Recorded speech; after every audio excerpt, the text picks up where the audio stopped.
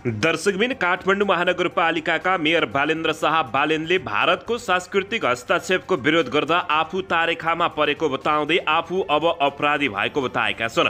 प्रधानमन्त्रीले छुट पाए भारतको सांस्कृतिक हस्तक्षेपको विरोध गर्दा आजबाट म अपराधी भए भन्दै काठमाडौँका मेयर बालेन्द्र शाहले आफ्नो फेसबुकमा लेखेका छन्। उनले सामाजिक सञ्जाल फेसबुकमा तारेखा परिचयको तस्बिरसहित पोस्ट गर्दै काठमाडौँका मेयर बालेन्द्र शाहले आज आफ्ना लागि विशेष दिन रहेको उल्लेख गरेका छन्। उनले फेसबुकमा भारतको सांस्कृतिक हस्तक्षेपको विरोध गर्दा आफू तारेखामा भए पनि भारतले प्रधानमन्त्री बनाउँछ भन्दा प्रधानमन्त्री प्रचण्डले छुट पाएको उल्लेख गरेका छन्। आज एउटा विशेष दिन, आजबाट म तारिखामा छ। उनले लेखेका छन्, भारतको सांस्कृतिक हस्तक्षेपको विरोध गर्दा र आजै प्रधानमन्त्री ज्यूले छुट पाउनुभयो। भारतले यो देशको प्रधानमन्त्री बनाउँछ भन्दा उनले आजबाट आफू अपराधी भएको समेत टिप्पणी गरेका छन्। उनले लेखेका छन्, जय देश जय होस्। दर्शक महानुभावहरू, काठमाडौँका मेयर बालेन्द्र शाहको यो लेखाइप्रति र यो बुझाइप्रति तपाईँहरूले के भन्न चाहनुहुन्छ? प्रतिक्रिया दिन नभुल्नुहोला। दर्शकबिन, यसैबीच यता गृहमन्त्री नारायण काजी श्रेष्ठ काठमाडौँका मेयर बालेन्द्र शाह बालेन बीच डिनर मिटिङ भएको छ। गृहमन्त्री नारायण काजी श्रेष्ठ काठमाडौँ महानगरपालिकाका मेयर बालेन्द्र शाह बालेन बीच डिनर मिटिङ भएको हो। मन्त्री श्रेष्ठले सामाजिक सञ्जाल फेसबुकमा उनीहरूबीच भेटवार्ता भएको उल्लेख गरेका छन्। भेटमा जनताका मुद्दाहरूमा महत्त्वपूर्ण छलफल भएको उनले बताउँदै त्यस्तै छलफललाई निरन्तरता दिने तथा देश र जनताका पक्षमा मिलेर परिणाममुखी काम गर्ने आफूहरू बीचको सोच समान रहेको उनले लेखेका छन्। हिजो काठमाडौँ महानगरपालिकाका प्रमुख मेयर बालेन्द्र शाहसँग साथै खाना खाँदै देश र जनताका मुद्दाहरूमा महत्त्वपूर्ण छलफल भयो। उहाँको टिमका केही प्रभावशाली साथीहरू पनि सहभागी हुनुहुन्थ्यो। मन्त्री श्रेष्ठले लेखेका छन्, छलफललाई निरन्तरता दिने समझदारी बनेको छ। देश र जनताका पक्षमा मिलेर परिणाममुखी काम गर्ने हाम्रो समान सोच रहेको भन्दै काठमाडौँका मेयर बालेन्द्र शाहसँग भेट भएको गृहमन्त्री नारायण काजी श्रेष्ठले खुलासा गरेका छन्। बालेनसँग देश र जनताका मुद्दाहरूमा मिलेर जाने एउटा महत्त्वपूर्ण समझदारी भएको समेत उनले बताएका हुन्। दर्शकबिन, यसैबीच गृहमन्त्री नारायण काजी श्रेष्ठको बालेन्द्र शाहसँग डिनर मिटिङ गरेपछि माओवादी केन्द्रका नेताहरूले गुनासो पोखेका छन्।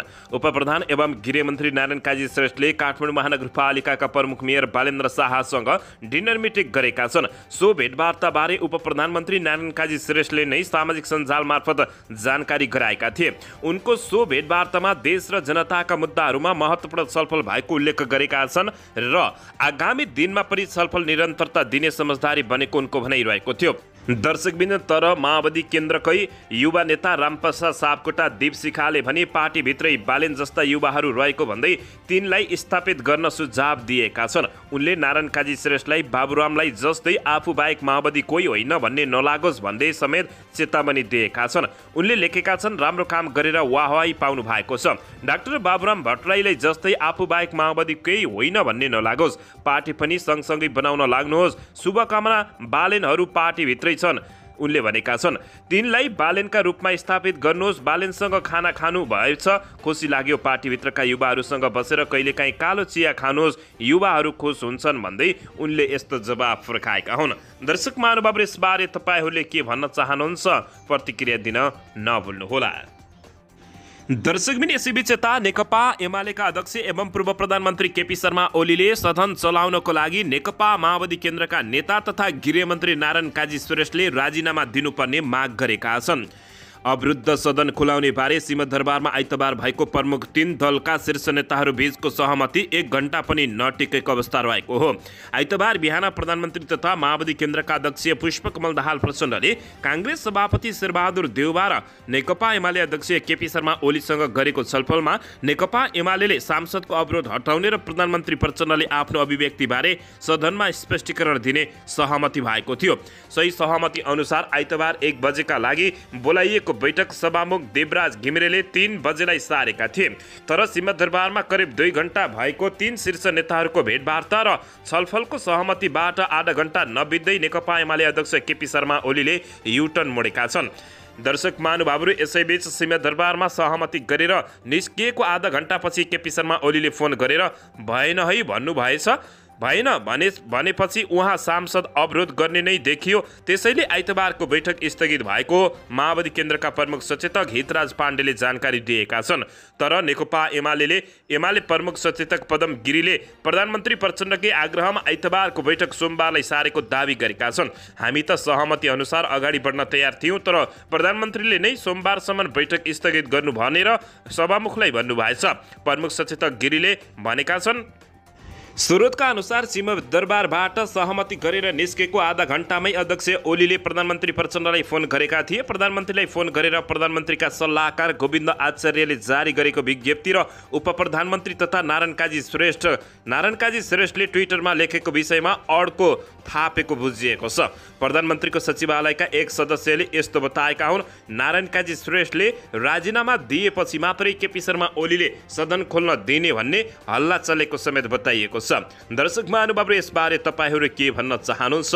प्रतिक्रिया दिन नभुल्नुहोला। दर्शक महानुभावहरू, यसैबीच यता भने केपी शर्मा ओलीले आज पशुपतिनाथमा क्षमा याचनाको पूजा गर्ने भएका छन्। नेकपा एमालेका अध्यक्ष केपी शर्मा ओलीले असार 25 गते अर्थात् आज पशुपतिनाथमा क्षमा याचना पूजा गर्ने भएका छन्। जलहरी परिक्रमा मुछिएपछि केपी शर्मा ओलीले पशुपतिनाथमा क्षमा पूजा गर्न लागेका हुन्। त्यसका लागि ओलीले पशुपति क्षेत्र विकास कोषमा जानकारी दिइसकेका छन्। केपी शर्मा ओली र उनकी पत्नी राधिका साक्य आज बिहानै 9 बजेपछि पशुपतिनाथमा पूजा गर्न आउने जानकारी आएको छ। पशुपति क्षेत्र विकास कोषका एक अधिकारीले भनेका छन्, पूजा भनिए पनि क्षमा पूजा नै गर्ने हो। स्रोतका अनुसार पशुपतिमा जलहरी परिक्रममा विवाद भएपछि ताम्रपत्र र गर्भगृहमा लेखिएको नाम हटाइएपछि केपी शर्मा ओलीले क्षमा पूजा गर्न लागेका हुन्। तर केपी शर्मा ओलीको सचिवालयले भने त्यसबारे आफूलाई कुनै जानकारी नभएको बताएका छन्। अध्यक्ष ओलीका प्रेस संयोजक रामशरण बजगाईले भने, मलाई त थाहा छैन, मैले चाहिँ सुनेको छैन। उनले भने, यसैबीच गर्भगृहको पूर्व उत्तरमा राखिएको ताम्रपत्र 1/2 फिटको मा तत्कालीन राष्ट्रपतिका सम्बन्धितको नाम रहेकोमा सो नाम हाल हटाइएको छ। दर्शक महानुभावहरू, केपी शर्मा ओलीले आज पशुपतिनाथमा क्षमा याचना पूजा गर्ने खबर प्राप्त भएको छ। दर्शकबिन, यसैबीच यता नेकपा माओवादी केन्द्रका सांसद लेखनाथ दाहालले प्रमुख प्रतिपक्षी दल नेकपा एमाले संसद अवरोधको विश्व रेकर्ड कायम गर्न लागेको बताएका छन्। आइतबार नयाँ बानेश्वर स्थित संघीय संसद भवनमा सञ्चारकर्मीहरूसँग कुराकानी गर्दै उनले प्रमुख प्रतिपक्षी दल नेकपा एमाले सांसद अवरोधमा विश्व रेकर्ड कायम गर्न लागेको बताएका हुन्। उनले नेकपा एमाले नेपालको सन्दर्भमा सबैभन्दा धेरै संसद अवरोध गर्ने पार्टीको रूपमा स्थापित भइसकेको भन्दै ससाना कुरामा पनि सांसद अवरोध गरेर विश्व रेकर्ड कायम गर्न लागेको उनले बताएका छन्। विधायकी थलोलाई बहसको थलो बनाउनु पर्ने अवरोधको थलो बनाउने संस्कार बसेको छ। मलाई लाग्छ नेकपा एमाले त नेपालको सन्दर्भमा त सबैभन्दा धेरै सदन अवरोध गर्ने पार्टी भनेर स्थापित गरिँदैछ सधैँ। उनले भने, मलाई लाग्छ विश्व रेकर्ड नै कायम गर्ला जस्तो छ। ससाना विषयमा पनि सदन अवरुद्ध गर्ने जुन संस्कार जस्तो बनाएको छ, यसलाई अन्त्य गर्नुपर्छ। यो बहसको थलो हो। उनले भने, उनले सांसद अवरोध गर्ने संस्कारको अन्त्य गर्ने नीति निर्माण र बहसको थलोको रूपमा स्थापित गराउनु जोड दिएका छन्। भ्रष्टाचार विरोधी अभियान निरन्तर जारी छ। भर्खरै पनि पूर्व मन्त्रीहरूलाई पक्राउपुर्जी जारी भएको छ।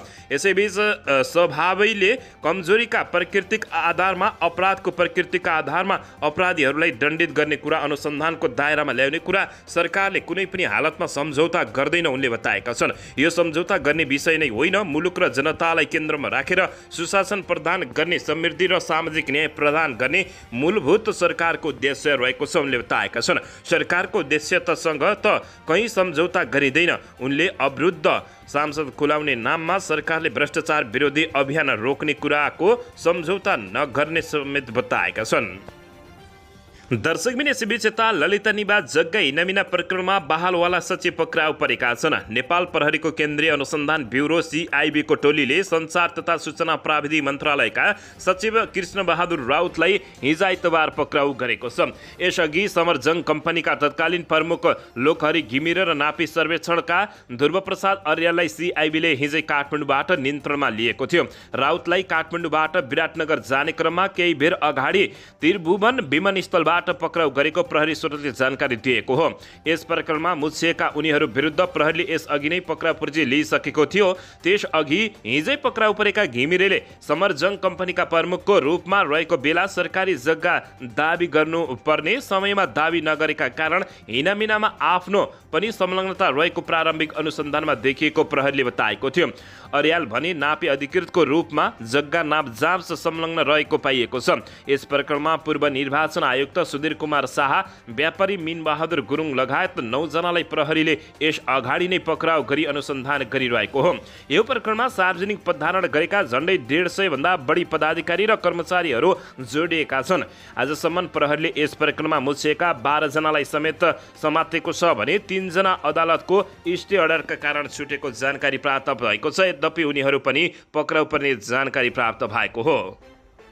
दर्शक महानुभावहरू, यसैबीच यता मिटर ब्याजीहरूलाई कारबाही गर्ने कानुन पारित गर्न माग गर्दै मिटर ब्याज पीडितले काठमाडौँमा फेरि प्रदर्शन गरेका छन्। आइतबार काठमाडौँको माइतीघर मण्डलादेखि नयाँ बानेश्वरसम्म मिटर ब्याज पीडितले प्रदर्शन गरेका हुन्। मिटर ब्याज पीडितको समस्या समाधानका लागि सरकारले गएको वैशाख 20 गते ल्याएको मुलुकी संहिता सम्बन्धी केही नेपाल ऐनलाई संशोधन गर्ने अध्यादेश 2080 सालको प्रतिस्थापन विधेयक निष्क्रिय भएको छ। संविधान अनुसार अध्यादेश जारी भएको 60 दिनभित्र सांसदबाट पारित नभई निष्क्रिय हुन्छ।